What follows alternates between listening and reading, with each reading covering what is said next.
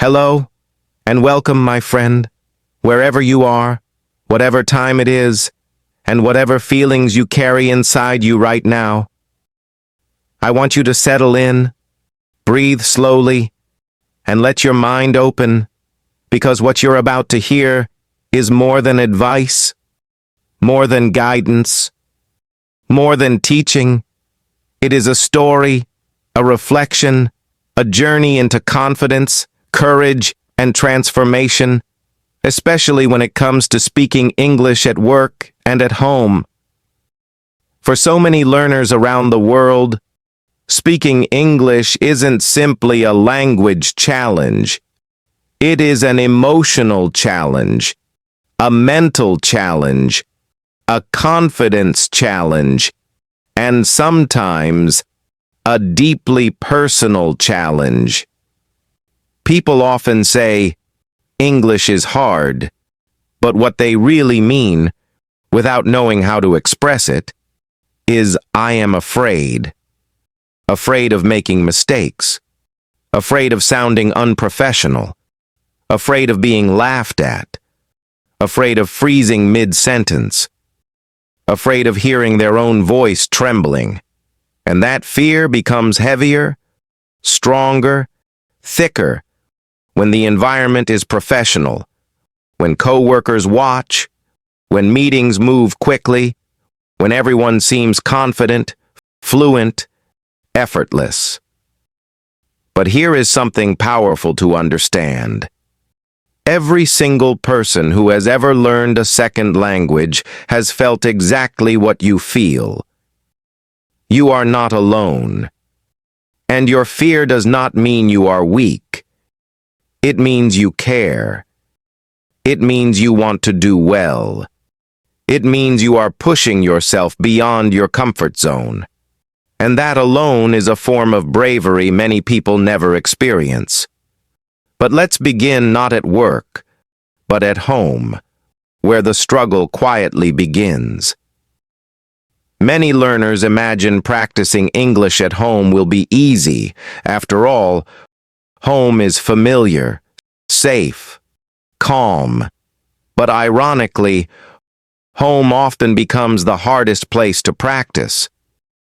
You might sit on your bed, open a book, or try to repeat English sentences out loud, and suddenly you feel embarrassed, even though nobody is watching. You worry that your voice sounds strange. You fear your pronunciation is awkward. You imagine your family listening. You think, what if they laugh? Or, what if they think I'm being dramatic?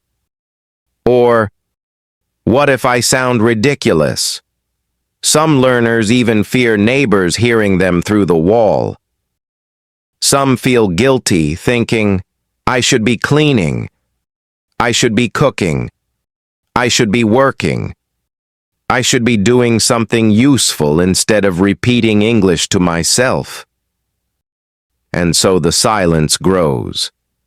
Not because English is difficult, but because speaking out loud, when you're not used to it, feels uncomfortable. But this is the truth you must accept with all your heart. Home is not a performance stage. Home is your private gym. Home is where you build your voice. Home is where mistakes are allowed, where experimentation is safe, where practice is private. You are not being judged. You are not being graded. You are not being observed. You are training your tongue, training your confidence, training your voice. You don't need a teacher or a classroom. You need only your voice, your willingness, and 5 minutes of courage. Speak when you're cooking. Speak while cleaning. Speak in the shower. Speak while walking. Describe what you're doing. I'm chopping vegetables. I'm arranging the pillows. I'm preparing for tomorrow. Describe your thoughts. Today was exhausting. I need to send an email. I'm proud of myself. Ask imaginary questions, answer imaginary conversations, practice greetings, introduce yourself to the mirror. It might feel silly, but let it be silly. Silly becomes comfortable. Comfortable becomes natural. Natural becomes confident. Confident becomes fluent. And then suddenly, you're speaking at work with a voice that feels strong instead of fearful. Now, let's move into the workplace, an environment full of pressure, expectations, and opportunities.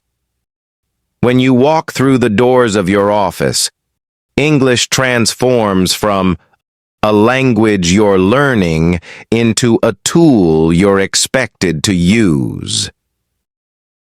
Now let's move into the workplace, an environment full of pressure, expectations, and opportunities.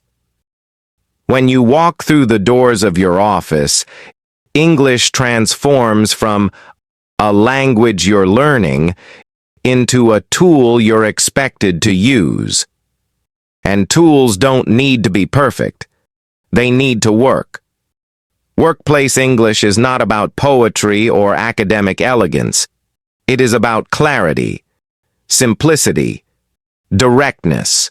You don't need fancy vocabulary to participate. You don't need flawless grammar to contribute. You only need to express yourself slowly, clearly, calmly. But here is where fear often returns. You worry about being judged. You worry coworkers will laugh at your mistakes. You worry your accent is too strong. You worry they won't understand you. Let me share a story to loosen that fear. Maria, a talented engineer, was brilliant in her native language. She spoke confidently, joked effortlessly, explained ideas clearly. But when she needed to speak English at work, she shrank into silence. She convinced herself she would be judged for every error. She convinced herself others were better. She convinced herself that silence was safer. But one morning, unexpectedly, she was asked to speak. Her heartbeat thudded like a drum. Her tongue felt heavy. Her words came slowly, hesitantly, awkwardly. But she spoke. Her sentences weren't perfect. Her grammar was messy. Her pauses were long. But her ideas were good. And when she apologized for her broken English, her boss looked at her kindly and said, "Maria, imperfect English is better than perfect silence." That sentence cracked her fear like glass. Week after week, she spoke more, expressed more, grew more. Today, she gives presentations confidently, not because her English became perfect, but because she allowed herself to speak imperfectly. And then there is David, who prepared a huge presentation for weeks.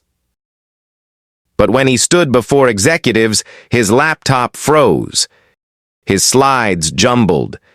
His English vanished from his mind.